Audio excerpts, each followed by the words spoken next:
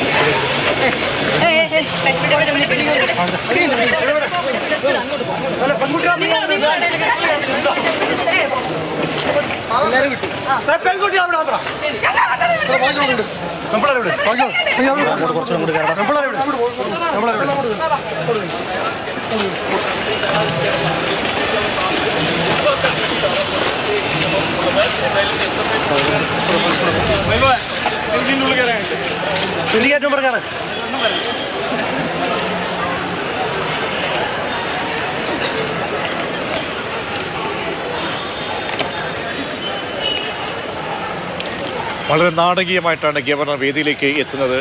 സംഘർഷങ്ങളോട് മുഖം തിരിച്ച് സംഘർഷങ്ങൾ ഉണ്ടാകുന്ന സാഹചര്യത്തിൽ ഗവർണറുടെ ഓഫീസിൽ നിന്നും അവിടേക്കില്ല എന്ന് അറിയിച്ചിരുന്നു. കാരണം സർവകലാശാല ഈ പരിപാടി റദ്ദാക്കുന്നു എന്ന് അറിയിച്ചതിന് പിന്നാലെയാണ്. പക്ഷേ വളരെ നാടകീയമായിട്ടാണ് ഗവർണർ രാജേന്ദ്ര അർലേക്കർ സെനറ്റ് ഹാളിലെ പരിപാടിയിലേക്ക് എത്തുന്നത് എന്ന പ്രത്യേകത കൂടിയുണ്ട്. അപ്പോൾ നിലപാടിൽ നിന്നും ഒരു വിട്ടുവീഴ്ചയുമില്ല. സർവകലാശാലകളുടെ ചാൻസലറാണ് ഗവർണർ. ആ സർവകലാശാലയെ നയിക്കുന്ന ആ ചാൻസലർ പങ്കെടുക്കുന്ന ഒരു പരിപാടി, അതൊരു സ്വകാര്യ പരിപാടിയാണ്, സംഘപരിവാർ ആഭിമുഖ്യമുള്ള സംഘടനയുടെ പരിപാടിയാണ്. പക്ഷേ സെനറ്റ് ഹാളാണത് പരിപാടിക്കായി ഉപയോഗിച്ചിരിക്കുന്നത് എന്നതാണ് വളരെ പ്രാധാന്യമുള്ള കാര്യം. ആ സെനറ്റ് ഹാള് രാഷ്ട്രീയ സംഘർഷ ഭൂമിയായി മാറ്റാൻ കഴിയില്ല എന്നാണ് നേരത്തെ രജിസ്ട്രാർ നിലപാടെടുത്തത്. നമ്മുടെ പ്രതിനിധികൾ, റിപ്പോർട്ടർമാർ തത്സമയം ചേരുന്നുണ്ട്. രാഹുൽ ജിനാഥ് പുറത്തുണ്ട്. രാഹുൽ, അകത്ത് പരിപാടി ഗവർണർ നടത്തുകയാണ്, ഉദ്ഘാടനം ചെയ്യുകയാണ്, അദ്ദേഹം പ്രസംഗിക്കാൻ പോവുകയാണ്. അതായത് പ്രതിഷേധങ്ങളോട് മുഖം തിരിക്കുന്നു, ശക്തമായ നിലപാട് ഭാരതാംബ വിഷയത്തിൽ സ്വീകരിക്കുന്നു എന്നല്ലേ? പുറത്തുണ്ടാകുന്ന പ്രതിഷേധങ്ങൾ എങ്ങനെയാണ് നീങ്ങുന്നത്? പോലീസ് നന്നേ പണിപ്പെടുന്നുണ്ടോ? നമുക്കറിയാം, നമ്മുടെ ഗവർണർ രാഹുൽ പഠിക്കണം. അദ്ദേഹത്തിന്റെ അച്ഛൻ സ്വയം സേവകനായിരുന്നു, സംഘചാലകനായിരുന്നു. പ്രശാന്ത് കൃഷ്ണയിലേക്ക് പോകാം. പ്രശാന്ത്, അങ്ങനെ അസാധാരണമായ ഒരു സാഹചര്യത്തിലേക്ക് വിവാദം പടരുകയാണോ? ഗവർണർ വളരെ നാടകീയമായി ഈ പരിപാടി ഉദ്ഘാടനം ചെയ്യുക ഞാൻ തന്നെ ചെയ്യും, അത് രജിസ്ട്രാർ റദ്ദാക്കിയ പരിപാടിയാണ് സർവകലാശാലയുടെ. അപ്പോൾ ഒരു വെല്ലുവിളിയുടെ സ്വരത്തിൽ തന്നെ ചാൻസലർ കൂടിയായ രാജേന്ദ്ര അർലേക്കർ എത്തുമ്പോഴുള്ള സാഹചര്യം എന്താണ് പ്രശാന്ത്? രതീഷ് പ്രത്യേകം ശ്രദ്ധിക്കേണ്ടത്, ഈ പരിപാടി രണ്ടു കൂട്ടരും, അതായത് ഈ ഭാരതാംബ ചിത്രം മാറ്റണമെന്ന് ഉറച്ചു നിന്നു രജിസ്ട്രാർ, മാറ്റില്ലെന്ന് സംഘാടകരും. അപ്പോൾ ഈ രജിസ്ട്രാർ തീരുമാനിക്കുന്നു ഈ പരിപാടി റദ്ദാക്കിയതാണ്. ഈ പരിപാടിയിൽ അവർക്ക് നൽകിയിരുന്ന ഗൈഡ് ലൈൻസ് പ്രകാരം ലംഘനമുണ്ട് എന്നത് ഉദ്ധരിച്ചുകൊണ്ടാണ് ഈ പരിപാടി റദ്ദാക്കുന്നതായ തീരുമാനം ഗവർണർ ഈ രജിസ്ട്രാർ എടുത്തു. ആ രജിസ്ട്രാർ ഈ പരിപാടി റദ്ദാക്കി ഉടൻ തന്നെ നോട്ടീസ് പുറത്തിറക്കും എന്ന് രജിസ്ട്രാർ അനിൽകുമാർ നമ്മോട് വിശദീകരിക്കുകയും ചെയ്തു. പക്ഷേ അപ്പോൾ ഇത് പരിപാടി ഹാൾ റദ്ദായി എന്ന വിവരം രാജ്ഭവൻ അറിയിച്ചതിന്റെ അടിസ്ഥാനത്തിൽ റദ്ദായ പരിപാടിയിലേക്ക് ഗവർണർക്ക് വരാൻ സാധിക്കില്ല, അപ്പോൾ വരില്ല എന്ന വിവരമാണ് സംഘാടകർക്ക് ലഭിച്ചത്. ഈ സംഘാടകർ നമ്മോട് സംസാരിച്ചു. സംഘാടകർക്ക് പക്ഷേ രേഖാമൂലം നോട്ടീസ് ലഭിച്ചിട്ടില്ല. അപ്പോൾ ഈ വിവരം മനസ്സിലാക്കി തന്നെയാണ് ഇവിടെ ഈ ഭാരതാംബ ചിത്രത്തിന്റെ പേരിൽ വലിയ സംഘർഷം നടക്കുന്നു. അപ്പോൾ ഈ ചിത്രം വേണം എന്ന ഉറച്ച നിലപാടിൽ തന്നെയായിരുന്നു ഗവർണർ. അതുകൊണ്ട് തന്നെ ഔദ്യോഗികമായും രേഖാമൂലമുള്ള ഹാൾ റദ്ദാക്കൽ സർവകലാശാലയുടെ ഭാഗത്ത് നിന്ന് സംഘാടകർക്ക് ലഭിച്ചിട്ടില്ലാത്തത് കൊണ്ട് തന്നെ ഗവർണർ ഈ ഹാളിലേക്ക് എത്തുകയായിരുന്നു. അതായത് ഈ പരിപാടി പ്രശാന്ത്, ഒരു കാര്യം പ്രത്യേകത ഇതാണ്, ചാൻസലർ കൂടിയായ ഗവർണറാണ്. ഗവർണർക്ക് ആണ് ഈ മുന്നറിയിപ്പ് അല്ലെങ്കിൽ ഈ രേഖ നിയമാവലിയൊക്കെ ചൂണ്ടിക്കാട്ടി സർവകലാശാല അറിയിപ്പായി നൽകുന്ന പരിപാടി റദ്ദാക്കിയത്. അപ്പോൾ ഈ റദ്ദാക്കിയ പരിപാടിയിലേക്ക് തന്നെ ഗവർണർ എത്തുകയാണ്. അപ്പോൾ ഒരു അസാധാരണ സാഹചര്യം ഉരുത്തിരിക്കുകയാണ്. ഈ ഹാളിനകത്ത് BJP നേതാക്കളായി ആരൊക്കെയുണ്ട്?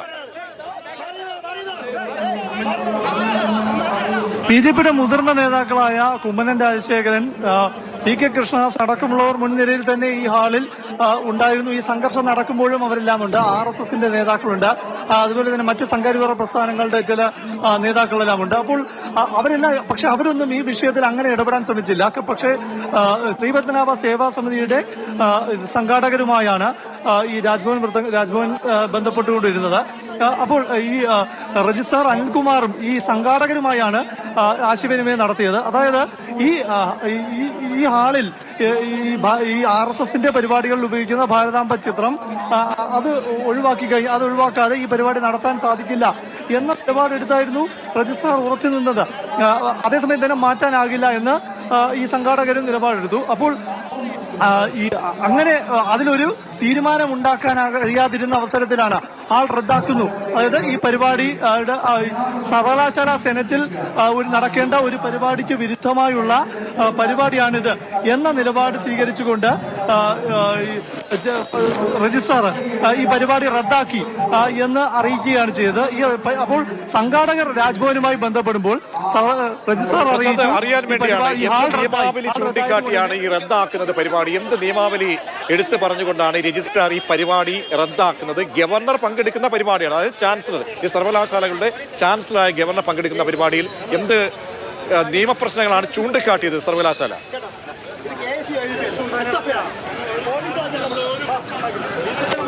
സർവകലാശാല ഇതിൽ, അതായത് രജിസ്ട്രാർ നൽകിയ കത്ത്, രജിസ്ട്രാർ ഈ ശ്രീപത്മനാഭ സേവാ സമിതിയുടെ സെക്രട്ടറിക്ക് നൽകിയ ഒരു കത്തുണ്ട്.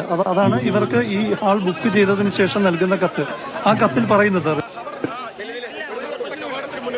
പരിപാടിയിൽ ഒഴിവാക്കണം, പരിപാടി സർവകലാശാലയുടെ സാംസ്കാരിക പ്രശസ്തിക്ക് ഹാനി ഉണ്ടാക്കരുത്. അപ്പോൾ അങ്ങനെ ഒരു ഉപാധി, അല്ലെങ്കിൽ ആ ഉപാധി ഇവർ അംഗീകരിച്ചുകൊണ്ട് തന്നെ ഈ ഇത് മതപരമായ ാണ് എന്ന വിലയിരുത്തൽ നടത്തിയാണ് രജിസ്ട്രാർ അയാൾ ഉയർത്തുന്ന ഭരണഘടന പ്രശ്നങ്ങളോടാണ്.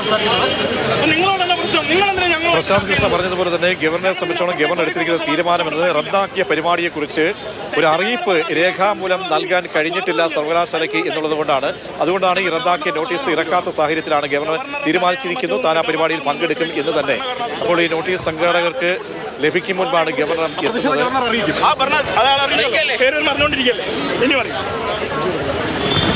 എസ്എഫ്ഐയുടെ പ്രതിഷേധം ഗവർണർ അറിയിക്കും. കയറി വരുമ്പോൾ ഗവർണറെ എസ്എഫ്ഐ പ്രതിഷേധം അറിയിച്ചു. ഇനിയും ആ പ്രതിഷേധം അറിയിക്കും. ഇവിടെ തന്നെ ഉണ്ടാകും എന്നുള്ളതാണ്